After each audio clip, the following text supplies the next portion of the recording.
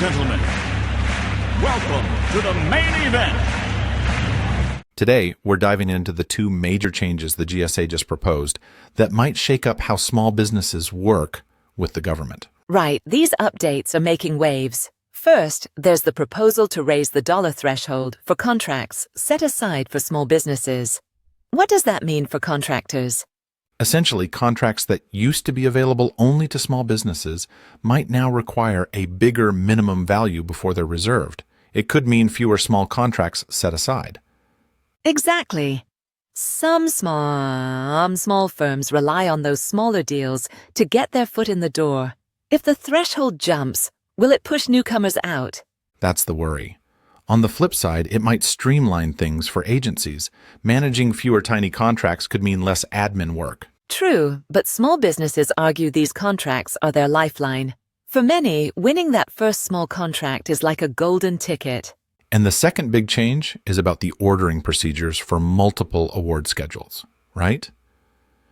Yes, the GSA wants to simplify the process so agencies can order more quickly. In theory, that's great. Faster deals, less red tape. But could it actually make competition tougher for small businesses?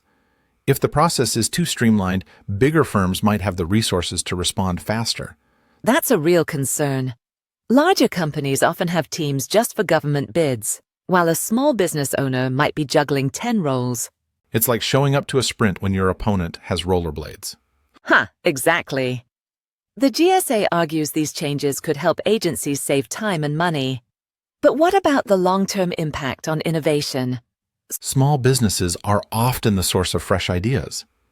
If it gets harder for them to win contracts, the government could miss out on some creative solutions. Agreed.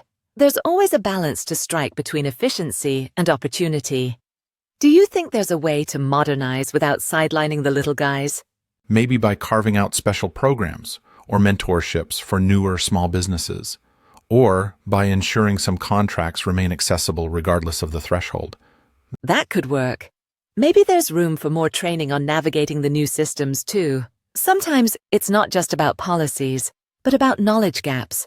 And we can't forget about the feedback period. The GSA is still collecting comments.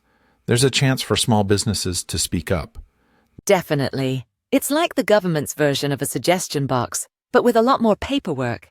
If you were running a small contracting firm, how would you prepare for these changes? I'd probably start by reviewing my target contracts, making sure I'm ready to compete for the bigger ones, and maybe teaming up with others to go after larger deals. Collaboration might be key. Forming partnerships could help small businesses scale up without losing their agility. And keeping an eye on the fine print. Policies always have a way of sneaking up on you if you're not careful.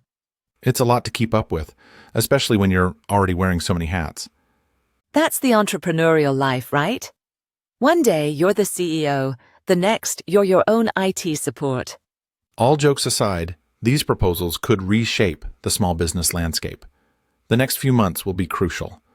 For anyone watching who's in the mix, don't forget to submit your feedback to the GSA. Your voice might just make a difference. And even if you're not a contractor, these changes affect how your tax dollars are spent. It's worth paying attention. Absolutely. We'll keep monitoring the updates and hope to see a fair outcome for all. A special thank you to marketus.com for furnishing us this information. Here's a question. How do we contact them? Good question. You can reach them at marketus.com or call them at 954-636-3232. Before we go, this deep dive was created by the marketus.com team. That's it for today's episode. If you have thoughts, share them with us and with the GSA. Until next time, keep hustling and stay informed. Let us know your thoughts in the comments below.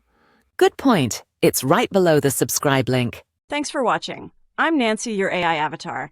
If you like this podcast, you can get one for yourself based on a website, YouTube video, or any source.